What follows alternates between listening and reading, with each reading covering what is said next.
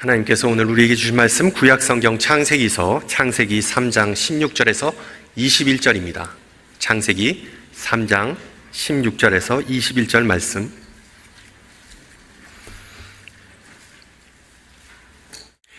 말씀을 받들어 봉독합니다. 또 여자에게 이르시되 내가 내게 임신하는 고통을 크게 더하리니 내가 수고하고 자식을 낳을 것이며 너는 남편을 원하고 남편은 너를 다스릴 것이니라 하시고 아담에게 이르시되 내가 내 아내의 말을 듣고 내가 내게 먹지 말라 한 나무의 열매를 먹었은즉 땅은 너로 말미암아 저주를 받고 너는 내 평생에 수고하여야 그 소산을 먹으리라. 땅이 내게 가시덤불과 엉겅퀴를 낼 것이라. 내가 먹을 것은 밭의 채소인즉 내가 흙으로 돌아갈 때까지 얼굴에 땀을 흘려야 먹을 것을 먹으리니 내가 그것에서 취함을 입었음이라. 너는 흙이니 흙으로 돌아갈 것이니라 하시니라. 아담이 그의 아내의 이름을 하와라 불렀으니 그는 모든 산자의 어머니가 됨이더라. 여호와 하나님이 아담과 그의 아내를 위하여 가죽 옷을 지어 입히시니라. 아멘. 과학과 기술이 발전한 현대 사회에는 아직까지도 많은 미신이 존재하죠. 예를 들어서 옛 어르신들은 달이 떨면 복 달아난다고 말씀하십니다. 비슷한 맥락에서 서양에서는 어떤 중요한 사건, 중요한 시험이나 어떤 중요한 인터뷰를 앞두고 행운을 빈다는 의미에서 손가락을 겹칩니다.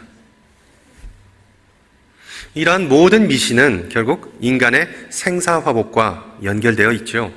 우리가 소위 말하는 오복, 즉 장수하고 재물을 모으고 그리고 또한 평안한 마음을 가지고 선행하면서 후손들이 잘 먹고 잘 사는 것, 이런 모든 개념들은 지역과 문화를 막론하고 사람들이 공통적으로 갈망하는 축복이자 그리고 행복입니다. 우리 신앙인들도 하나님께서 우리에게 축복 혹은 은혜를 허락하지 않으면 한순간도 살 수 없다는 그런 믿음이 우리 마음속 뿌리 깊이 자리 잡고 있습니다. 그래서 주일 예배에 절대로 빠지지 않는 순서가 하나 있는데 그것은 바로 축도입니다. 집례자나 설교자가 예배를 마치고 세상으로 돌아가는 회중을 축복해주는 귀한 시간이 바로 축도 시간입니다. 이 축도를 영어로 benediction이라고 하는데 이 단어는 원래 라틴어에서 유래했고 직역하면 좋은 말 혹은 덕담이라는 의미를 갖고 있습니다. 중요한 점은 목사가 회중을 축복하는 것이 아니라 하나님께서 회중을 축복하는 것이 축도이고 목사는 오직 그 축복을 전달하는 매개체일 뿐입니다. 따라서 하나님이 복의 근원이고 하나님의 복의 주체이시기 때문에 축복을 선언하기 위해서 특별한 자격이나 직분이 필요한 것은 아닙니다. 실제로 예전에 제가 탐방했던 몇몇 미국 교회 예배에서 축도는 기도 형식이 아니라 선언문, 선포 형식을 가지고 있었습니다. 회중이 눈을 뜬 상태에서 목사가 아닌 다른 직분자나 아니면 회중 가운데 어떤 사람이 앞에 나와서 교우들을 축복해서 세상으로 돌려보내는 모습을 보고 참 신선하구나라는 생각을 했습니다. 그럼에도 불구하고 특정한 사람들, 즉 제사장이나 예언자들, 하나님의 종들만 축복할 수 있는 권한, 즉 축도권이 주어졌음을 암시하는 성경의 본문, 예를 들어 아론의 축도로 불리우는 민수기 6장과 같은 내용을 우리는 어떻게 이해할까요? 구약 성경에서 축도를 브라카라고 합니다. 이 브라카라는 단어의 원래 의미는 하나님께 드리는 찬양 혹은 짤막한 감사 문구입니다. 그래서 유대교에서 아니면 구약 성경에서 이 브라카는 예배 도중에 아니면 식사하기 전에 아니면 친교 모임을 갖기 전에 하나님께 감사드리고 하나님을 축복하고 찬양하는 그런 선언입니다. 역설적으로 들리지만 우리 인간에게 있어 가장 큰 축복은 하나님께서 인간을 축복해 주시는 것이 아니라 인간이 하나님을 축복하는 것입니다. 마치 설날에 자녀들이 부모에게 복 많이 받으세요 라고 세배하는 그 원리와 똑같다는 것입니다. 참된 축복은 우리가 하나님께 만사 형통을 기원하고 더 많은 것으로 채워달라는 그런 요구가 아니라 우리에게 생명 주시고 우리를 자녀 삼아 주시고 그리고 또한 우리를 주야로 돌보시는 하나님께서 영원한 축복의 근원이 되심을 우리 인간이 찬양하고 선포하는 것입니다. 하나님으로부터 이미 선물 받은 눈에 보이거나 아니면 눈에 보이지 않는 모든 은혜와 축복을 우리의 입술로써 하나님께 돌려드리는 것이 바로 성경적인 축복의 개념입니다.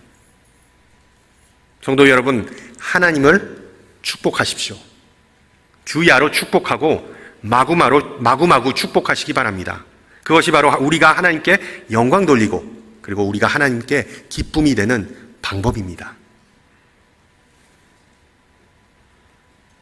그리고 하나님을 더욱더 기쁘게 하는 축복이 있는데 그것은 하나님께만 그 축복을 선포하고 되돌려드리는 것이 아니라 우리 이웃들과 그 축복을 함께 나누고 고백하는 것입니다. 부모에게 있어 자녀에게 자신의 몸과 마음과 정성을 아낌없이 주는 것은 참 큰 축복입니다.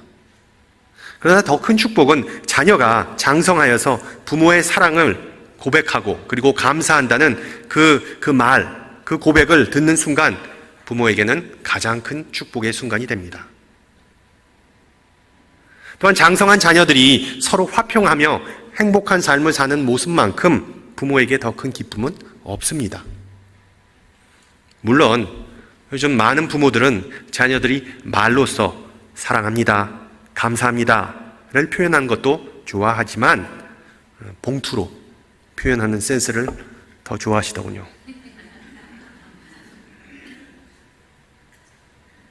더 많은 사람들이 하나님께 돌아와서 하나님의 주권과 은혜를 고백하고 주님의 이름을 축복하고 송축하고 높이는 것, 시편 기자의 표현을 빌리자면 정말 하나님을 송축하는 그런 모습이 우리 삶 가운데 있기를 소망합니다.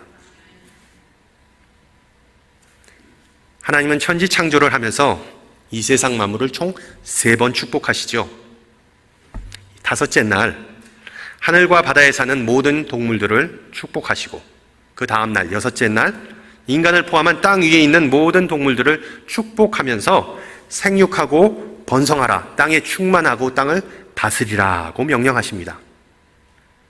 그리고 마지막 날, 창조를 마치신 마지막 날을 그 사람이나 동물이 아닌 그 날, 그 시간을 축복하셨습니다. 그래서 창세기서에 하나님께서 인간을 자신의 형상대로 지으셨다는 구절은 단순히 하나님께서 우리 인간의 모습을 하나님과 비슷하게 만드셨다는 그런 의미보다는 하나님이 아담뿐만 아니라 모든 인류에게 세상 만물을 복되게 하는 그 능력, 그 권세를 주셨음을 우리에게 가르쳐 줍니다. 그것이 바로 인간 창조의 이유라고 창세기 기자는 설명하고 있습니다. 여러분께 질문합니다. 지금 여러분은 다른 사람들과 세상 만물에게 축복의 통로입니까?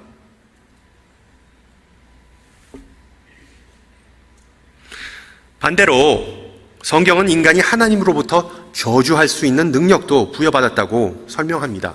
가급적이면 이 무서운 권한은 안 쓰는 게 최고인데 창세기 9장을 보면 노아가 자신의 아들 함을 저주하고 가정 파탄 나는 그러한 사건이 발생합니다. 여러분, 그 술 취한 노아, 술 취한 아버지를 자식이 대놓고 놀리고 그리고 또한 수치를 주었기 때문이죠. 또한 열왕기하 3장을 보면 베델로 올라가던 엘리사를 동네 아이들이 나타나서 대머리라고 놀립니다. 그 결과로 암곰 2마리가 갑자기 나타나서 무려 40여 명의 아이들을 찢어 죽이는 참 엽기적이고 이해하기 힘든 이야기가 성경에 나오죠. 아이들이 뭘 알겠습니까? 게다가 대머리 아저씨한테 대머리라고 부르지 고양이라고 부르겠습니까? 진실을 말한 거 가지고 화가 나서 한 사람이 저주하기 시작하면 이 세상에 남아있을 사람 별로 없을 것입니다.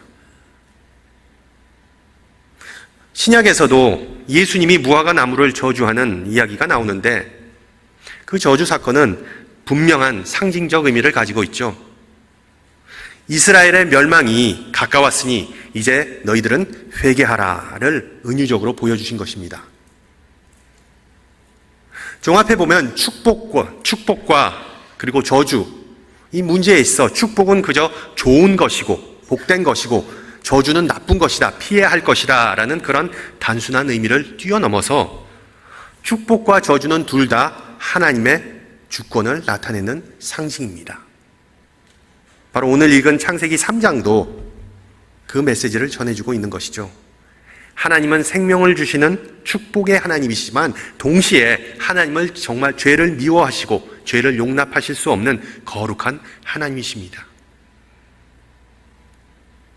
그리고 심판하시는 하나님께서 본문 9절에서 다음과 같이 말씀하십니다. 아담아, 내가 어디 있느냐? 아담아, 내가 어디 있느냐? 에덴 동산을 디자인하신 분이 바로 하나님이시기 때문에 아담과 하와가 어디 숨었는지 하나님은 GPS처럼 단번에 파악하실 수 있었겠지만 여러분, 이 뻔한 질문의 목적을 우리는 다시 한번 잘 생각해 봐야 합니다.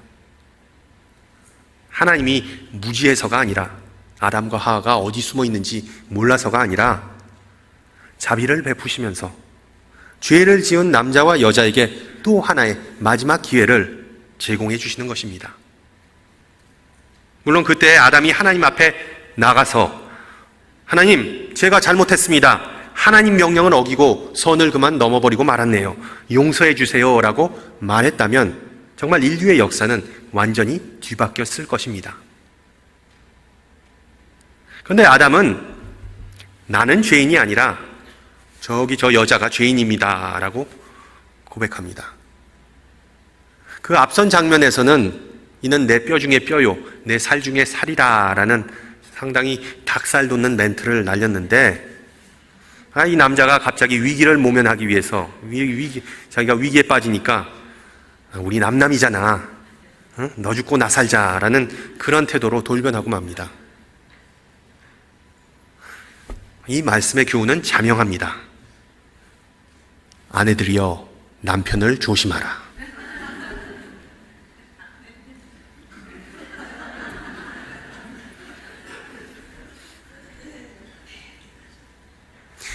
하나님은 우리에게 살 수 있는 문을 열어놓으시지만 아담은 그 문을 탕 닫아버립니다. 인간의 이런 본성을 요한복음 3장 19절은 다음과 같이 묘사하죠. 사람들이 자기 행위가 악함으로 빛보다 어둠을 더 사랑하였는지라. 그 결과로 심판자 하나님의 판결이 줄줄이 이어집니다. 본문 14절에서 하나님은 뱀을, 그리고 16절에서는 여자를, 그리고 17절에서는 남자를 저주하십니다. 시간 관계상 뱀의 저주까지 다루기에는 무리가 있어서 오늘은 이 남자와 여자에게 내린 저주만을 한번 다루어 보고자 합니다. 여러분, 첫 번째 저주를 자세히 들여다보면 여자는 후손을 갖기 위해 임신과 그리고 또한 출산의 고통을 겪을 것이라고 하나님께서 말씀하십니다. 남성들은 아내가 분만실에서 얼마나 큰 고통을 겪는지 상상할 수 없습니다. 우리 첫째 아이를 낳을 때 저는 용기를 발휘해서 분만실에 아내와 같이 들어갔습니다.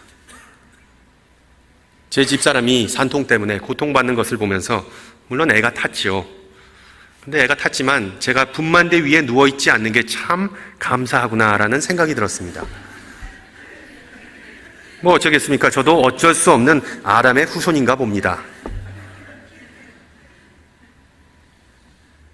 분명한 사실은 새 생명, 새 영혼, 이 세상에 나오는 것, 이것이야말로 우리 인생에 있어 가장 큰 기쁨 아니겠습니까? 아기의 출생은 부부뿐만 아니라 온 식구, 친구, 직장 동료, 이웃들, 그리고 교우들 다 함께 모여서 축하해주는 경사 중에 경사이죠. 하나님의 명령을 어긴 죄로 아담과 하와는 이제 영생을 누리지 못하지만 좋으신 하나님은 그들에게 축복의 통로가 될 수 있는 또 하나의 찬스를 제공해 주십니다. 후손을 낳음으로 땅 위에서 생육하고 번성하고 땅을 정복하고 땅을 다스리는 그 축복이 끊이지 않게 은혜 베푸시는 것이 바로 오늘 본문 16절의 요점입니다. 여러분, 그렇다면 질문하겠습니다. 아이를 출산하는 것은 축복일까요? 아니면 저주일까요?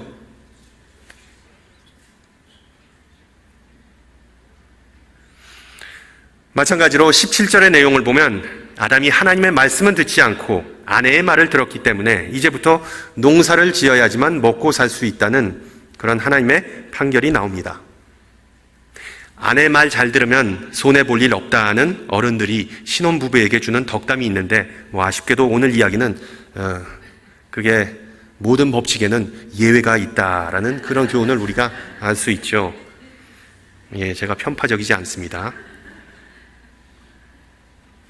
여러분, 농사가 출산만큼 고된 이유는 땅도 아담의 죄 때문에 저주를 받아서 가시덤불과 엉겅퀴를 낼 것이기 때문입니다. 왜 땅이 아무 죄도 없는 땅이 덩달아서 저주를 받았는지 19절을 보면 알 수 있죠. 너는 흙이니 흙으로 돌아갈 것이라는 이유입니다. 환원하면 아담과 땅은 같은 운명에 묶여 있기 때문에 같이 고통받는 의미입니다.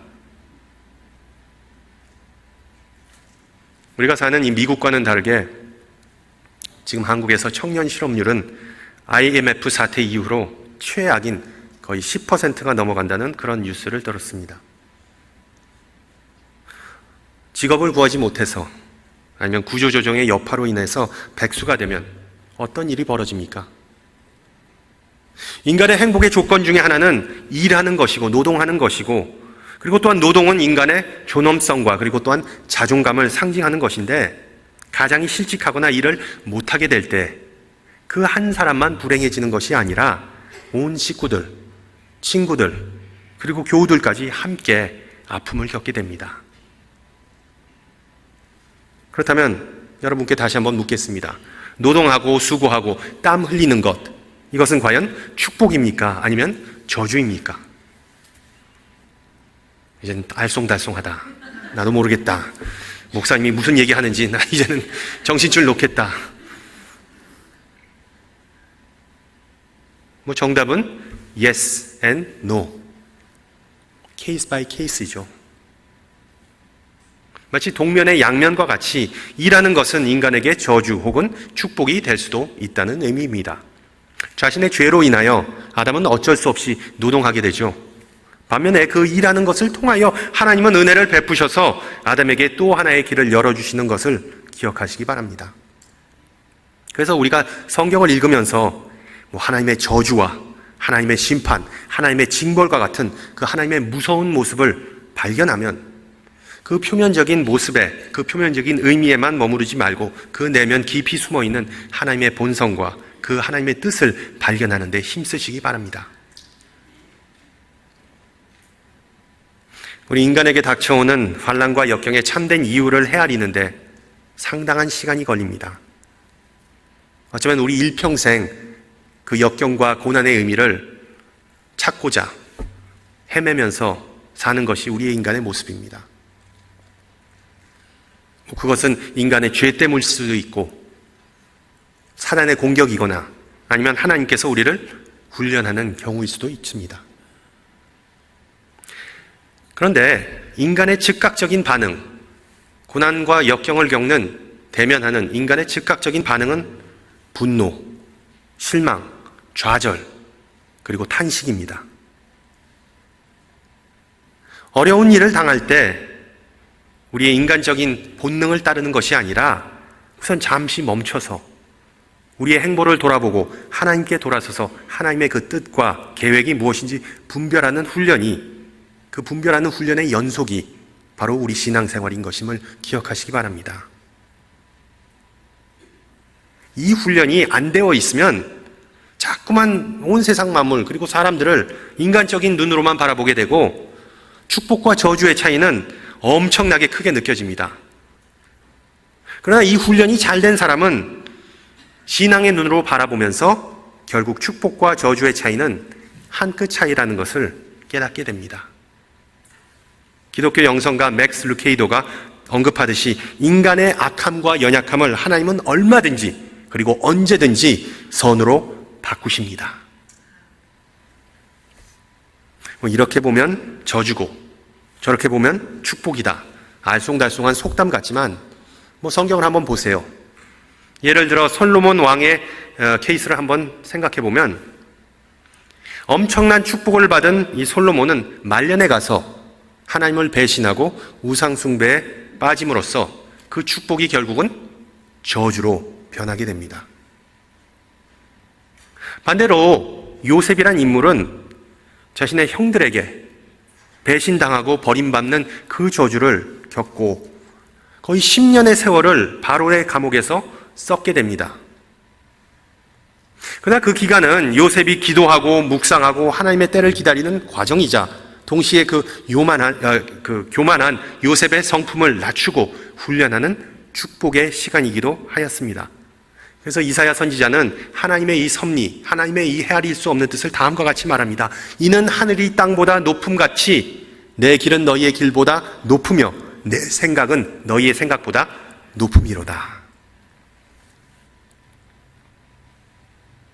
다행히도 그 깊고도 높은 생각이 예수님을 통해 우리에게 드러났습니다. 정확히 말하면 예수님께서 흘리신 그 피와 짊어지신 십자가는 축복이자 또한 심판의 상징입니다. 축복을 의미하는 영어의 blessing, 이 blessing은 to bleed, 즉 피를 흘리다는 동사에서 파생된 단어입니다. 비슷한 맥락에서 blesse라는 불어 단어는 상처를 입다 아니면 부상을 당하다라는 의미입니다. 여러분 이게 무슨 뜻이겠습니까? 예수님이 손과 발에 입으신 그 상처, 그 못자국, 그리고 예수님께서 아낌없이 흘리신 그 피야말로 예수님 그 자신에게는 잔혹한 저주였지만 우리 인간에게는 최고의 축복이라는 의미입니다. 그래서 바울은 갈라디아서에서 다음과 같이 말합니다. 그리스도께서 우리를 위하여 저주를 받은 바 되사 율법의 저주에서 우리를 속량하셨으니 기록된 바 나무에 달린 자마다 저주 아래서 있는 자라 하시니라. 예수님께서 스스로 저주를 받으사 우리가 죄에서 해방되는 축복을 받았기 때문에 바울 사도는 이제 우리 인간에게는 오직 단 하나의 가장 심각한 저주만 남아있다고 말해줍니다. 신약 성경에서 저주는 헬라어 아나테마라고 합니다. 이 아나테마의 원래의 의미는 불통, 즉 대화의 부재를 의미합니다. 하나님과의 관계가 끊기고 예수 그리스도의 사랑으로부터 단절되는 것이야말로 우리 아담의 후예들에게 있어 가장 큰 저주입니다. 여러분 그렇습니다. 그리스도가 없는 축복은 탐욕과 파멸만 불러올 뿐입니다. 반대로 우리 인간이 누릴 수 있는 가장 큰 축복은 예수님을 영접하고 하나님의 가족이 되는 것이겠죠. 그러면 오늘 함께 나눈 창세기 3장 본문은 불신이 난무하는 이 세상 속에서 하나님의 자녀답게 살고자 노력하는 모든 신앙인들에게, 우리 모두에게 하나님께서 주시는 심판의 말씀이 아닌 위로와 그리고 또한 샬롬의 말씀임을 믿으시기 바랍니다.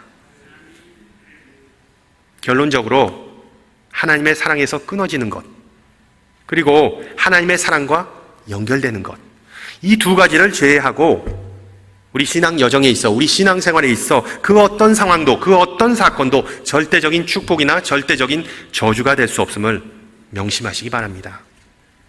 하나님께서 우리 앞에 펼치시는 그 상황을 어떻게 받아들이고 어떻게 반응하는가를 하나님은 아직 우리를 주의 깊게 보고 계십니다. 우리가 영적으로 성숙해진다는 것은 하나님께서 우리에게 선물하신 자유의지, 이 자유의지를 어떻게 사용하느냐에 달려 있습니다. 아무리 암울하고 아무리 답답하고 아무리 소망이 안 보이는 그런 상황도 우리가 그것을 예수님처럼 당당하게 맞설 때 하나님께서 선하고 아름답게 만드심을 믿으시기 바랍니다. 세상 사람 모두가 고개를 절레절레 흔들 때 고개를 끄덕이시는 그 하나님의 모습, 그 사랑과 은혜가 풍요로우신 하나님의 모습을 우리 삶 가운데서 발견하시기를 주님의 이름으로 축원합니다. 기도하시겠습니다. 말씀으로 천지 만물을 창조하시고 말씀으로 역사하시고 구원하시는 주님, 이 시간 우리에게 생명의 말씀을 주심을 감사드립니다. 창세기서를 통하여 인간이 살다가 경험하는 우리 크고 작은 일들에는 절대적인 축복이나 저주는 없음을 이 시간 배웠습니다. 항상 믿음의 눈으로 세상을 바라보면서 시련은 우리를 강건케 한다는 소망을 품게 하시고 때로는 과한 행복이 우리에게 독이 될 수 있음을 헤아리고 겸손함으로 응답하게 하소서. 우리의 친구이자 축복이신 예수의 이름 받들어 간구하옵나이다. 아멘.